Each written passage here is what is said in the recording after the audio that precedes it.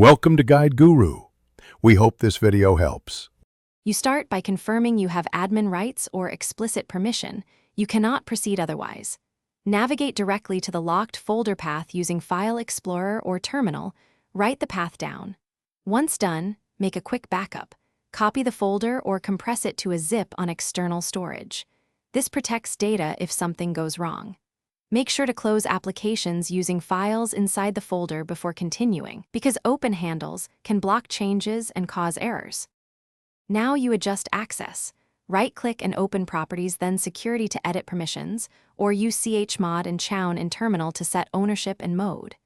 If the folder is encrypted, decrypt using BitLocker or File Vault with the original account. Follow prompts slowly. Once done, apply inherited permissions to subfolders so you don't get stuck later. If credentials are missing, use a recovery key or perform an admin password reset, and be sure to record each step in case you need to undo. Finish by verifying access. Open several files in the folder, save edits, and run the apps that depend on those files. Once confirmed, set a clear owner and document the permission settings for future reference. If the folder remains locked, restart the system into safe mode and retry permission changes or decryption there. If that fails, restore your backup copy or escalate to the system administrator with error messages and timestamps. This preserves data and enables a supported recovery path. Thanks for watching.